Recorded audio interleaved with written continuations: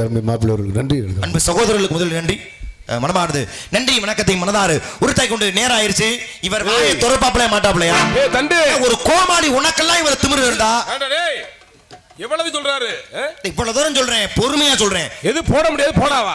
அப்படி அந்த நாய் சொன்ன மாதிரி தெரியலையே மாமா. சொல்றான் மாப்ள. சரி இருக்கடா, சொன்னது இந்த நாயை அந்த நாயை பாத்துக்கிறேன். ஆனா நான் என்ன சொல்றேன், இவர் சத்தம் போடாததுக்கு ஏதேனும் ஒரு காரணம் இருக்குமா? அப்படி என்ன படித்திருக்கிறார், என்ன தெரியும்னு கேக்குறேன். பெரிய படிப்பு. எஸ்பி குமார் ராஜா அவர்கள் மாப்பிள்ளை அவர்களுக்கு 101 அன்பளிப்பாக வழங்கியிருக்கின்றார்கள்.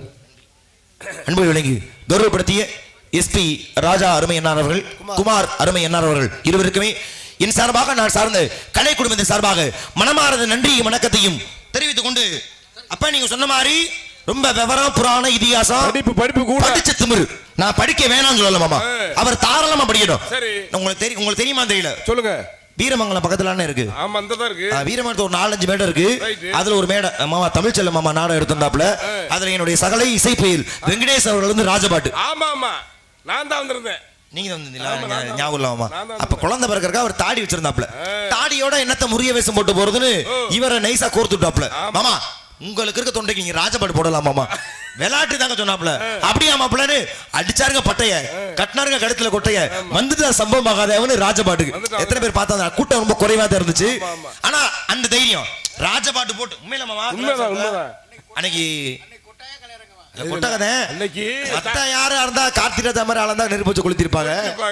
இவருக்கு அதை ரசித்து பார்த்தார்கள். இது ஏன் சொல்றேன்னா, உனக்கு ராஜபாட்டு போற அளவுக்கு திறமை இருக்கு, குரவளம் இருக்கு, மேடை பொறுத்து அதெல்லாம் ஏத்துக்கிறேன். ஆனா பப்புனு வேஷம் போட்டு நான் உனக்கு என்ன, நீ பிரபான நாடகம் கொடுக்கும் என்ன சொல்லிருக்கணும்? இல்லங்க நான் பக்கத்துல ராஜபாடு போட்டுட்டேன், நான் இன்னைக்கு ராஜபாடே போட்டுக்கிறேன் அப்படின்னு சொல்லி ராஜபாடு போட்டு வந்திருக்கணும். பப்புனு வேஷம் போட்டு வந்து ராஜபாட்டு நல்லா இருக்காது இல்லையா? அதனால ஒவ்வொரு வேஷத்துக்கும் ஒவ்வொரு வேலை இருக்கு. இப்ப நான் நாரதர், எனக்குன்னு வேலை. எம்பெருமான் முருகன்ட்ட போய், முருகா நான் வள்ளியத்தான் பார்த்திருக்கேன், நீங்க வேடனா போய் திருமணம் பண்ணுங்க சொன்னாத்தான் முருகனே வருவார். ஆமா, அது மாதிரி இந்த கதையில இந்த கோவாளிக்குன்னு ஒரு வேலை இருக்கும்ல. ஆமா, என்ன வேலை தெரியுமா? உங்களுக்கு தெரிஞ்ச வரைக்கும் சொல்லுங்க. எதுக்கு அந்த நாடகத்துக்கு பப்புனு சிரிக்க வைக்க வந்து? ஆமா, அது சிரிக்க வைக்கணும். பேசல வந்து நீங்க பேசாதீங்க மாமா, சிரிக்க வைக்கணும். எனவே நீங்க ஒருத்தவர்னு சொன்னதே பல வாக்களையும் காதல் விழுகுது. ரைட் விடுங்க, கும்பிடுறேன் சாமி. சொல்லுங்க, நீங்க சொல்லுங்க மாமா. பப்புனோட வேலை வந்து சிரிக்க வைக்கணும், சிந்திக்க வைக்கணும். அதெல்லாம் பஞ்சாயத்து இல்ல, நிறைய பேரை மனம் திறந்து சிரிக்க வச்சு நோட்டீஸ் படிக்கணும், அறிமுகப்படுத்துறார், நியாயமான பேச்சு. அப்புறம் நோட்டீஸ் படிக்கணும், அவ்வளவுதான் தெரியும். அவ்வளவுதானா? அப்படி உங்களுக்கு தெரியல, என்கிட்ட கேளுங்க, நான் சொல்றேன். எதுக்கு இந்த நாடகத்துக்கு பப்புன்ற ஒரு கதாபாத்திரம்னா, நாரதர் எங்களுக்கு சந்தனம் தேய்த்து விட வேண்டும். ஓஹோ, அதுக்கு ஒரு ஆளு வேணும். அதுதான் இவரு. அது சரி, வீணையை கட்டி விடுவதற்கு ஒரு ஆளு வேணும். ஆமா ஆமா, ஏன்னா அவங்க எல்லாம் மேடைக்கு வந்ததுக்கு அப்புறம் இப்படி இழுத்து பிடிச்சு கட்ட முடியாது. அதனால அதை செய்வதற்கு ஒரு ஆள் வேணும். அதுதான் இவரு. நாங்க பாடும்போது பேசும்போது வேர்த்தால் முகத்தை துடைத்து விட வேண்டும். இன்னொரு மிக முக்கியமான வேலை ஒண்ணு இருக்கு. அதுக்குதான் இந்த நாடகத்துல இவர் வாங்குற 7000 ரூபாய் சம்பளம். அப்படி என்ன வேலை? நாங்கெல்லாம் வெளியே எதிர்ப்பு போனோம்னா குண்டி எழுதுங்களா மாமனாரே, துணைக்கு வரணும்னு சொல்ல வந்தேன் மாமனாரே. சரி, அப்படி அதாவே இருக்கட்டுமே, ஏன் செய்ய மாட்டாரா? அதையும் நீ செஞ்சுதான் ஆகணும். ஏன்னா நீ பப்புனு, நான் நாரதர்.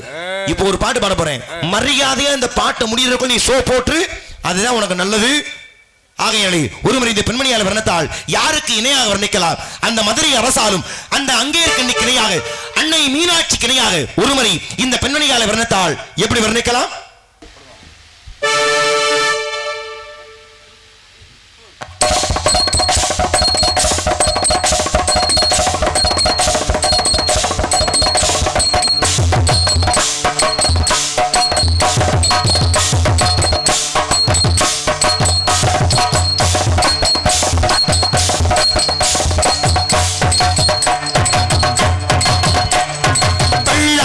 குதிரையிலே கவனி வரும் மீனா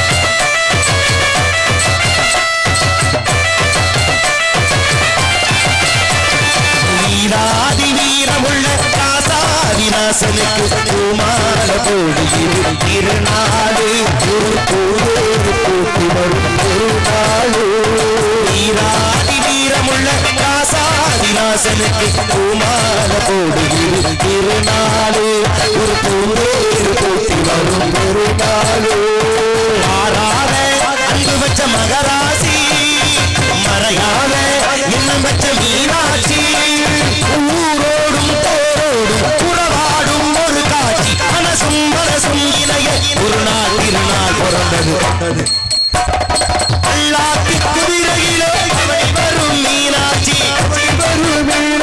பாண்டியர் சொற்களிடம் வாசமச்ச ராசாத்தி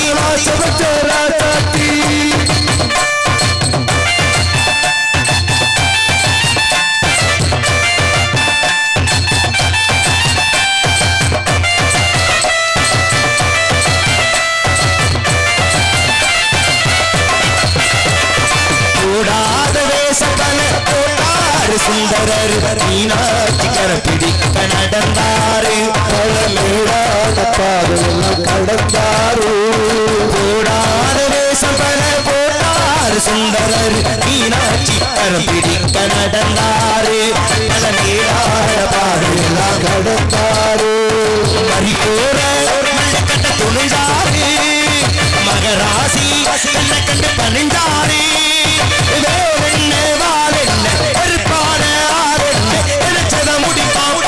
அடுக்கிற மனுஷேயாரு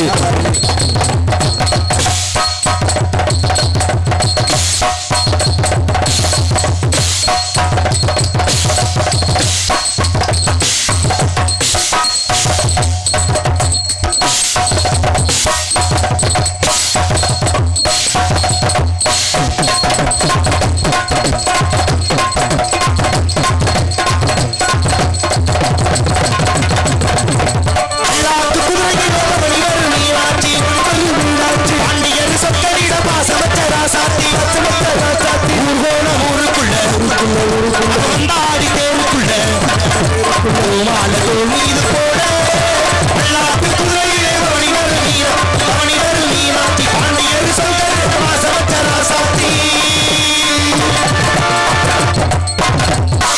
அடமலை பேஞ்சு வந்த மாதிரி இசை